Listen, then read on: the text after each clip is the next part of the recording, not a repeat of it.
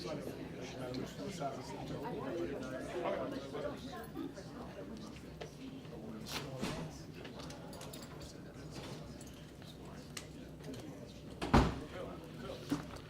want to welcome each and every one of you to the Orlando Operations Center. At this time, I'd like to introduce the Mayor of the City of Orlando, Mayor Buddy Dyer.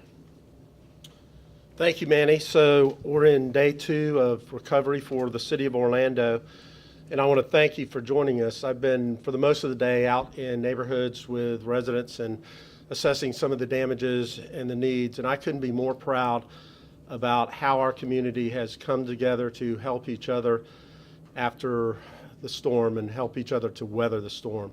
As we continue to respond to the effects of Irma, we ask your patience as we work to restore power, as we work to clear trees from the roadways, as we work to pick up yard debris and everything else that we'll need to do to recover. And this is going to take some time. We're only about 36 hours into the recovery mode. But if you're one of the ones that has already had your power restored or your house is in good shape, certainly reach out to your neighbor. If you don't need your generator anymore, there's probably somebody within your neighborhood that still doesn't have power that could use a generator. Or if you have food that you know you didn't have power and you're going to cook, invite some neighbors over for dinner. Let's reach out and help each other. Today we're going to hear from Mike Rhodes, who is our Deputy Director of Economic Development, and he has inspectors and code enforcement officers out in the field assessing damages, and he's going to tell you some of the processes that you need to do to restore structural and electrical damage related to your house. Of course, Chief Mina will give you a public safety report, Chief Williams as well. Phil Brown, the director of the airport, is here to give you a status on Orlando International, and Roseanne Harrington is here from OUC. And Roseanne's going to go a little bit more in depth than just the numbers of how many people have power or don't have power. She's going to explain the process, what OUC actually does to assess the damage, and then what the procedure and process they're using to go about restoring power to individual neighborhoods. And then Manny's going to finish up and do an update in Spanish. So let me start with power. As I mentioned, OUC is working extremely hard, and I can tell you I've been out with some of their crews and crews that are from other states that have traveled here, and I just happened, timing is right, to be with one crew that had just or was just in the process of restoring power up in Colonial Town, and when the power came on, you could hear cheering from all of the houses around. So I just happened to come up at that very nick of time, so they gave me a little credit, but I have to tell you it's all OUC, and they're working so hard to get everybody back with power. The latest update that I have, and Roseanne's going to give you more on this, is that 50% of those who lost power have had it restored. And I think that's pretty remarkable, 36 hours in, and already 50% of the people that lost power have had their power restored. I will mention that I am one of the other 50%. So please know that if the mayor didn't have the ability to get his power restored, some of you might not be able to just simply make a call and have your power turned back on. And I know it's a little challenging, but we simply ask that you be patient. There are other areas of the state where they're giving estimates of 2 or 3 weeks before power is going to be restored, and I can assure you it's going to be a lot quicker process here. In addition to supporting our partner OUC, our main goal right now is to make sure that people remain safe and that we continue to recover as quickly as we can.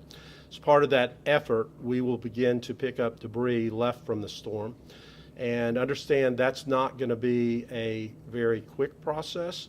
Our first priority will be to remove debris from roadways and from public right-of-ways, and that's going to take several days. There is a lot of debris, and we want to give residents the ability to do the cleanup that they need to do before we make the first pass in residential neighborhoods to pick up debris. Over to the next month, we'll make multiple cycles through the city to pick up debris, and this will start next week to, again, allow residents the opportunity to clean up. It's important also for residents to separate vegetative debris, so that's tree limbs and yard waste, from building materials like fencing or construction materials. Make sure that they are separated, and also make sure that your waste does not block sidewalks, and most importantly, doesn't clog storm drains. So if we have continuous rain events over the next couple of weeks, we don't want to get localized flooding because we have clogged up storm drains. Structural damage. I have been in a lot of neighborhoods, and I know that there is a lot of structural damage, some extensive to some homes that had trees fall on them. And we've only had 275 reports of this type of damage, and I know from my personal assessment that there is a lot more than that. And it is important that if you have structural or electrical damage, that you report it to our citizen information line so that we can send an inspector out to inspect your home and assess the damage, get you in the FEMA database, and also get you all the information you need to know about permitting and how you can proceed with repairs for your home. Mike Rhodes, our Deputy Director of Economic Development, will describe this in more detail shortly. Traffic signals. There are currently 181 traffic signals that are not working throughout the city. OPD is doing its part to direct traffic at many of them.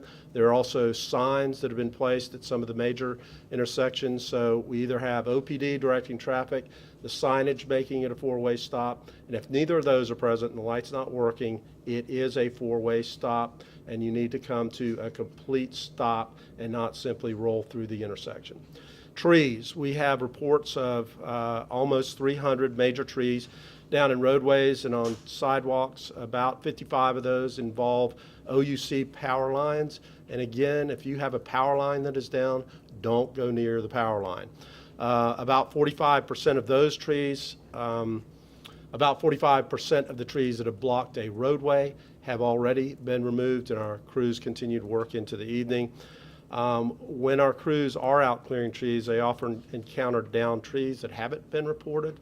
So go ahead and re-report all of the trees. I was on a street in Baldwin Park that had about 13 trees down. I'm not sure if they had been reported or not, but I was very surprised to see them. Garbage pickup. Garbage pickups that typically take place on Monday that were skipped on this Monday will occur tomorrow, Wednesday, September 12th. Everything else will go back to status quo. Conservation of water. Now more than ever, we need citizens to conserve water. Our water reclamation system is working overtime, and our wetlands park that feeds into the St. John's is backing up and has very high water levels, so it'd be very helpful to everyone if you conserve water. Use it only when you really need to. Use your water for showers and sinks, and just limit your use of that. Garages. We had 4,000 residents park their garages in the downtown garages. You need to have them out by 8 a.m. tomorrow morning. Ice. I know many of you that don't have power could use some ice to keep your food fresh. Fortunately, we have just had a donation from Wawa, who has given the city a truckload of ice to provide to our residents, and we're working to determine how to distribute that and in what neighborhoods. And I'd like to acknowledge Angela Reynolds, area manager for Wawa, who is here with us today, and I want to thank you for that contribution. Citizen information line, 407-246-HELP.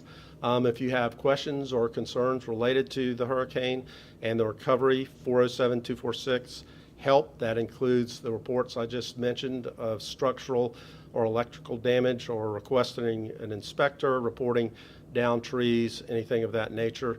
We have received over 1,200 calls since we activated the line. It'll be open till 8 o'clock tonight, 8 p.m. tonight, and again tomorrow, 8 a.m. to 5 p.m. Finally, city operations. The city offices, City of Orlando offices and services will resume normal operation tomorrow, Wednesday, September 13th. Some of our parks may remain closed. Bill Frederick Park and Lake Eola Park will be open. Orange County Public Schools, I understand, will be closed the next 2 days. So we're going to open up our community centers that have power restored, so that parents that need to go to work tomorrow have a place, safe place to take their kids. Following centers will be open: Callahan, Citrus Square, College Park, Ivy Lane, Jackson Center, Rosemont, Dr. Smith Center, and Wade View. They will be open from 8 a.m. to 6 p.m. and parents need to bring a lunch and snacks for their kids. Before I close, I would like to thank our commissioners, Commissioner Gray, Commissioner Ortiz, Commissioner Stewart, Commissioner Sheehan, Commissioner Hill, and Commissioner Ings, who have been out in their district caring for the citizens and making sure that information is conveyed back here to the EOC, and I want to thank them for their hard work. In closing, I want to continue to tell you how proud I am of how our community has come together to weather this storm and its impacts. So please continue to reach out to your neighbors in need, and let's recover in just the way Orlando does it. Thank you. Now I'd like to call on Mike Rhodes to speak about the city's efforts to help with structural and electrical damage and how to repair that. Mike. Thank you, Mayor. First of all, let me go ahead and reiterate again the importance of calling in the damage. We want to get you into the FEMA database. We want you to get you into our databases. We want to make sure that you get minor repairs done quickly and safely. We want to make sure that you get major repairs done with licensed contractors, Florida licensed contractors. And we want to make sure, especially over the next few days, that whatever you do it safely. So give us a call. Again, that phone number is 407-246-HELP or 407-246-4357. Please call that number. We'll get inspectors out to take a look at your property. We want to make sure that as the OUC crews are out there getting the system re-energized, that your home and your property is safe before it's re-energized. We've seen lots of damaged service drops. And we want to make sure that as much as you want to get your power on quickly and get back to your lives, that you get this equipment repaired carefully by licensed contractors so that when it's re-energized, your home and your family are safe. So please be sure to call us, get us out there to inspect, and make sure that we get you energized safely and get your repairs done safely. There's been a fair amount of structural damage, as the mayor indicated. 275 homes have been looked at so far. We know that there's more. We know that a lot of that property is damaged in the rear, and we haven't been able to see it yet because of trees and trees that are down. We haven't been able to get down some streets yet because trees are down. So again, as you identify damage to your property, give us a call, get your address to us. We'll get inspectors out to you to make sure that the property is inspected and we get your concerns addressed. There are going to be some issues with habitability, and we'll make those calls on a case-by-case basis. The most important thing, again, is that whatever work that you do it safely. Minor repairs to mitigate are repairs that you can do, and we don't want to hold you up from doing that and making your property safe. So please take steps to mitigate, get tarps out. We'll be distributing tarps. We have a limited supply, but if you have needs for tarps, we expect to get hopefully more of those from FEMA. We've got some in reserve, but not a lot.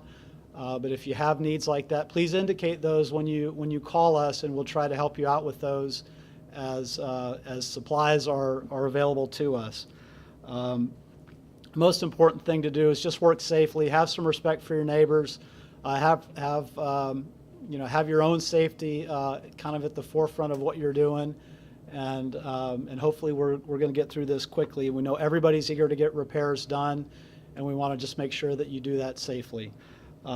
Also, just a quick thought: the number of contractors coming to our state is going to grow exponentially. Some of those contractors know what they're doing and will do it very well, and some of those contractors are probably not the most reputable characters. We're going to be working very closely with the Orlando Police Department and law enforcement to make sure that the folks that come into this area are folks that know what they're doing and are properly licensed, and we want you to make sure you ask those questions yourselves. But where there are folks who are coming in who are looking to take advantage of you, we're going to work with the police department to make sure that they're dealt with appropriately too. So please be sure to work smart, work safe, and hopefully we get everybody back online as soon as possible. And with that, I'd like to go ahead and turn it over to Chief Mina to talk more about public safety. Thanks, Mike. Good afternoon. From the police side, there has not been any significant criminal activity related to the storm or the recovery recovery. Our priority, besides responding to normal calls for service, is on traffic safety. You heard the mayor mention about the number of traffic signals that are out. We have officers that are staffing the majority of those positions, or we have put alternative traffic control in those intersections, such as signs. Again, we are urging people to treat all traffic signals that are out as a four-way stop. I know people want to get to where they're going, but everyone's got to have a little patience out there. And incidentally, there has been a significant decrease in traffic accidents as compared to last week, but that's because there's a lot less cars on the roadway. I do want to cover and talk about scams. Unfortunately, when these type of crisis situations happen, there's always a criminal element out there that are going to try and take advantage. There have been some incidents in other jurisdictions where people have posed as power workers. If you are not sure, please check identification and know that OUC or any other power company will not ask to go inside your house. They don't need to do that at this point. And if you're unsure, please call 911. Immediately. And with that, we all need to be good neighbors and look out for our neighbors. If we see strange trucks or activity at our neighbor's house, to call the police, and especially look out for our most vulnerable populations, such as our elderly, that may be preyed upon by our criminals. So lastly, I just want to thank the men and women of the Orlando Police Department and really all of our first responders. Remember, they're dealing with power outages and damage to their houses themselves. Many of our officers that I've talked to all have power outages, as many of you have, so just be patient. Thank your police. Thank all your city workers, because they're dealing with the same thing that all of you are dealing with. So this time I'll turn it over to Fire Chief Rod Williams.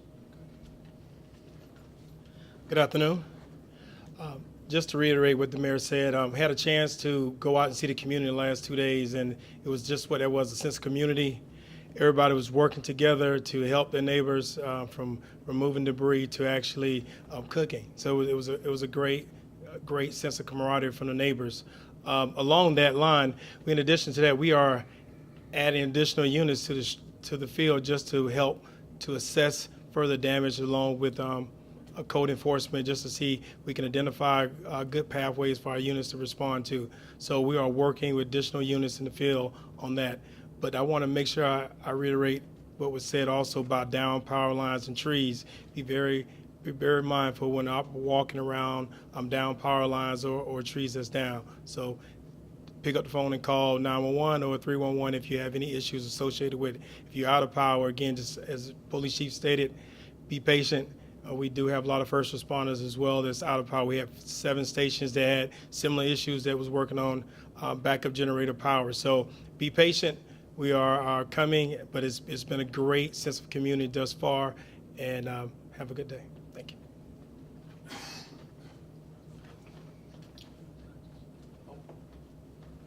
Phil Brown for GOA. Thank you, Chief. Good afternoon. We resumed operations at Orlando International this morning at 6 a.m. We had our first flights in at about 9:20, 9:18. Had flights departing. We also have international flights, so we expect over the next several days the airlines are going to ramp up to full service. They're not at full service now. They have to, like everybody else, they had to move planes and crews, and they've got to match those up. So one of the major airlines won't start service American until tomorrow. Delta, JetBlue, most of the others are flying now. The damage at the airport was, there was some damage, jet bridges. Those have all been repaired. They're back in operation. We had obviously a lot of water. We had some intrusion. That's all been taken care of in the terminal. We've drained off some of the parking areas that had flooding as well, cleared the roadways and the debris, so we're up and running. Customs and Border Protection is in place. Transportation Security Administration is in place. So we're ready for business and expect to get busy. When I left the terminal about an hour ago, it was starting to get a little busy. So you've got concessions, you've got rent-a-cars. And so we're thankful and supportive of OPD during the outage as well and the storm. So I think everything. Oh, one other thing, we had a full parking garage for the duration of the event. So those people that parked over the storm duration, they will have fees waived from 5 p.m. on Saturday when we ceased operations till this morning at 6 a.m. So they will get about 3 days waiver on parking fees. Thank you very much. Hello, I'm Roseanne Harrington with OUC, and as Mayor Dyer said, there's going to be two parts to my comments today. First, I'm going to give you our outage numbers, and then I'm going to tell you a little bit more about our restoration process moving forward.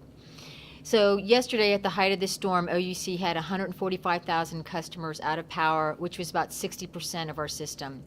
Today, a day later, we have 74,000 customers out of power, and we're about 31%. So we've made great progress, but we have more to do, and the work that we're getting ready to start is tedious, and it's going to be more time-consuming. So I'd like to tell you more about that now.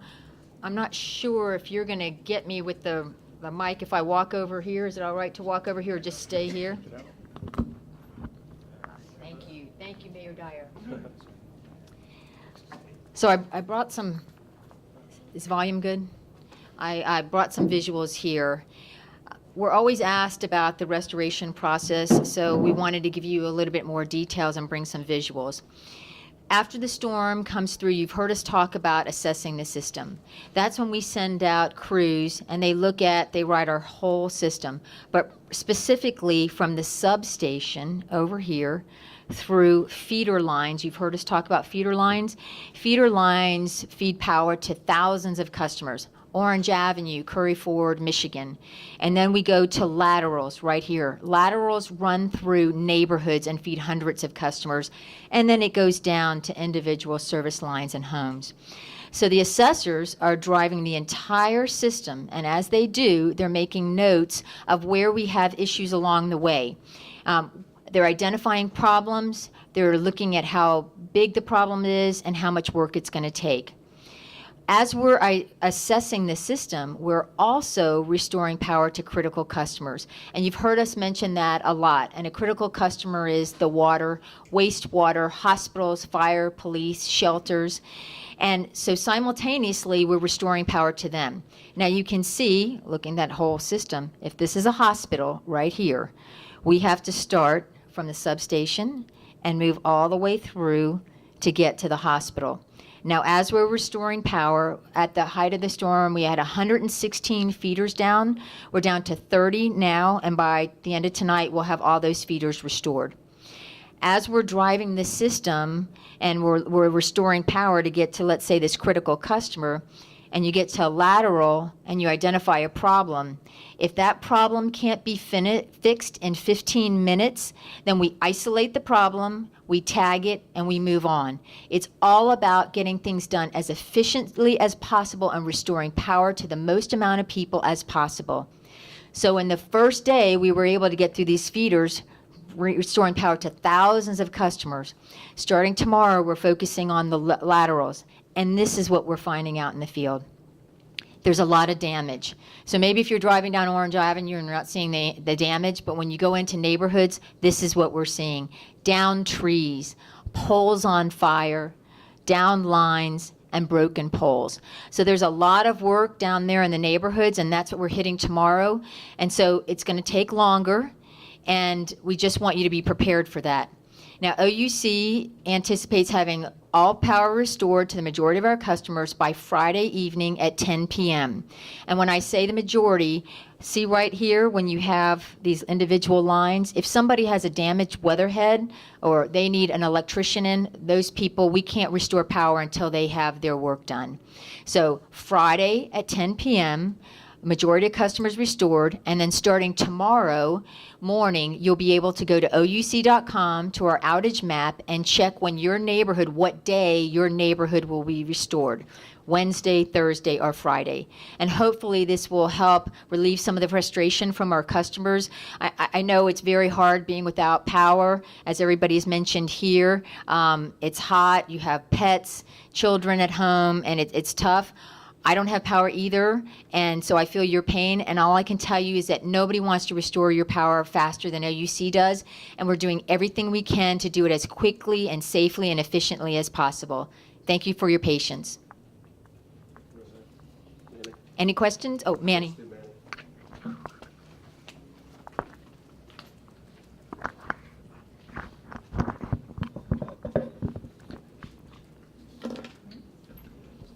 La preocupación mayor de los ciudadanos dentro de la ciudad de Orlando es la energía y OUC está trabajando muy fuerte para ser diligente y proveerle la energía lo más antes posible. La mayoría de los clientes de OUC van a tener la energía ya para el viernes a las 10 p.m. de la noche. Mañana en la página cibernética de OUC, ouc.com, van a poder checar el estatus de la restauración de energía dentro de su vecindario. Hablando de escombro dentro de la ciudad de Orlando, nuestra primera prioridad para el recogido de escombros van a ser la carretera y las vías públicas que tenemos dentro de la ciudad de Orlando. Durante el próximo mes vamos a tener un programa de recogido de escombros y vamos a estar rotando durante los primeros 30 días para así recoger todo el escombro que esta tormenta ha producido. Les pedimos que separe los escombros, la basura de casa y los escombros aparte, que no obstruyan las aceras y que no obstruya el flujo de agua hacia los alcantarillados. Los daños de estructura, hasta el momento tenemos alrededor de 275 reportes de daño estructural y eléctrico dentro de la ciudad de Orlando. Sabemos que hay mucho más daños allá. Les recargamos a la ciudadanía de Orlando que llame a la línea de información de ciudadanos, a la página, al número 407-246-4357 o 407-246-HELP. Las operaciones de la ciudad van a comenzar mañana. Los servicios y la oficina de la ciudad van a estar abiertas, excepto los parques de la ciudad de Orlando. Queremos asegurarnos de que los parques estén seguros. Por lo tanto, los únicos dos parques que van a estar abiertos va a ser el parque de Bill Frederick en Turkey Lake Road. Y también vamos a tener el parque de Lake Eola abierto. Mañana de nuevo recargamos las operaciones de la ciudad y las funciones administrativas de la ciudad van a estar abiertas septiembre 13, empezando a las 8 de la mañana.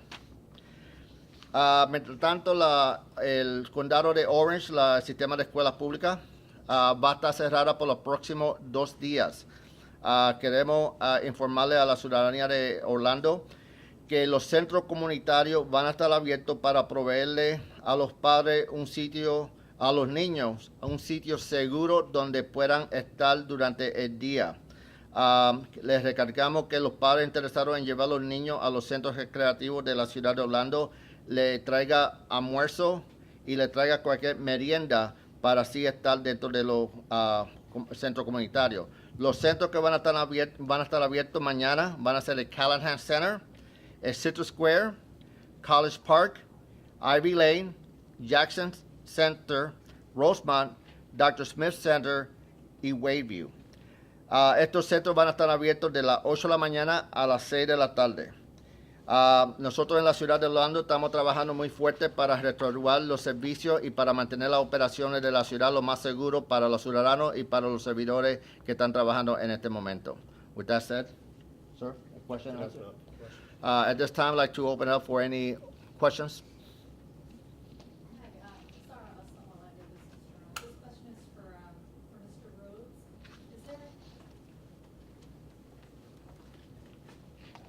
Hi. Is there an estimate yet as to the structural damage, a dollar figure for commercial, residential?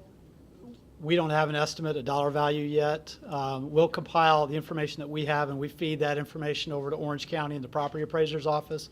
The property appraiser collects that, and it's going to be the designated source for Orange County and FEMA. But we'll have an estimate, but the formal estimate is probably going to be coming from them. Do you have an estimated timeline? We're reporting back to them this afternoon the information that we have. It's very limited, and we will continue to do that on a daily basis. So I would look to the property appraiser in the next day or so. And I do have one more question for Mr. Bill Brown. Similar question in a similar vein. What is the dollar estimate as to the closing of the airport? What did that cost, Willa? Right now, we have a high estimate because that's where we start. The high estimate is probably $20 million. We're collecting information and data, and we will refine that. But that includes contractors that we had during the duration, contractors that we had to bring in on premium, damage to facilities, all of that was included in that. Does that include concessions? Yeah, we really didn't have any concessions. The major incident was really a JetBlue hangar. The roof was blown off. We're trying to determine what exactly the cause of that was. But we obviously have some insurance, but at this point, we're collecting all that information and going through the analysis. Phil, how was the construction? Was anything damaged there? Actually, I've got a construction team that tells me we ought to move down to the new facility now because there was a sponge full of water in that facility. And we did have some water intrusion in the north terminal, but at this point, it's fine. We expect to resume construction full schedule by the end of the week. One other thing I just want to reiterate, for people that want to fly out and have a flight, they need to make sure that they have a confirmed seat. Airlines are doing the best they can to reset their operations. So if you had a planned flight, you need to make sure before you come to the airport. And the airlines have added additional people in the reservations and online, and that's the best place to confirm your seat on the flight, because if you come to the airport, we're trying to get, the airlines are trying to get people just like everybody else into the operation, and so they've all been affected, and they live all over Central Florida. So that to prevent your own frustration, I would highly recommend that. For Mike or Mayor Dyer, you both mentioned the FEMA list, getting any damages onto the FEMA list. Could you talk about why that's important? Might there be some financial help for people who suffered damage from this? Just to be clear, I mean, we're collecting the data. The data that we collect and we feed over to Orange County is instrumental in obtaining a disaster declaration from FEMA. And so in order to do that, of course, we need your information. And again, as I said before, there's some property that we haven't been able to look at because we haven't been able to get down a street. There's other property that's been damaged where it's been damaged in the rear. And as we're doing the windshield surveys, and the county folks are doing the same thing, we're doing these windshield surveys, we're seeing what we can see, we're collecting the information we can, we're trying to make contact with homeowners, but we're not going to see everything. And the best way to make sure we know is to give us a call and verify that we have your information. Ideally, we've been out to the property. We've got lots of phone calls coming in. We've got probably more than 1,000 calls that have come in now, I think, through our Citizens Helpline. And so as we get those calls and we respond out, we're gathering the information, getting the address-specific information. Folks are going to need to obviously work with their insurers and others involved in the process down the line. But the sooner we get you in, the sooner we get your information logged into our databases, the sooner that's going to get fed to the county for the disaster declaration, and then on to FEMA in order to get the help process. And that process takes time. For folks who were here in 2004, there were claims that were being processed for years. And not necessarily because folks were delayed in submitting their claims, but simply sometimes the process takes a while. And so the sooner you get it started, the better. Yeah. Jeff, there are several different types of designations for FEMA reimbursement. There are reimbursements to local governments for certain things. We have, actually, I should probably let Manny explain this better, but there's also reimbursements for individuals, and it has to do with the emergency declarations that are made, and we are eligible. Well, Manny. At this time, the only declaration that we have for all 67 counties, including Orange County, is for public assistance, which means funding availability for protective measure expenditures that the city has incurred in, and for debris removal, which are category A and B. At this time, there's no other category that have been assigned under public assistance for local government. The individual assistance funding, which you're referring to, that is why it's so critical to have the surveys, the damage assessment completed, because based on the amount that we have seen out there, the damage amount, that will make the determination if the county will be eligible, the jurisdiction will be eligible for individual assistance, which allow funding availability for individual household owners to have access to FEMA funding and/or services.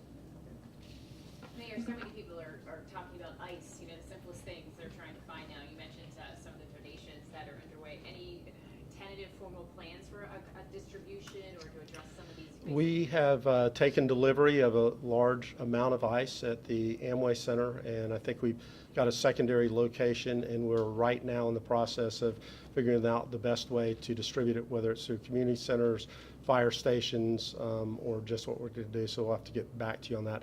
But we are going to be able to make a distribution, and probably the Amway Center is going to be a location where you can pick up ice as well. And thank you, Wawa. Yeah, and we expect tomorrow to be able to get more information on that. Okay. Roseanne, a quick question for you. The number one question people without power have is, can I get any idea when I'm getting mine back? Is there anything that people can do to even get an estimate of, well, ours might be back tomorrow or maybe Thursday? Like, would calling OUC help at all? Or? Not today. Not today. As I mentioned that on tomorrow, Wednesday, you'll be able to contact us. The best place to go to is ouc.com because you can see the outage map, and it's refreshed every 15 minutes. And but we will at that point be telling you what day we're restoring power. Starting tomorrow morning, you can check ouc.com.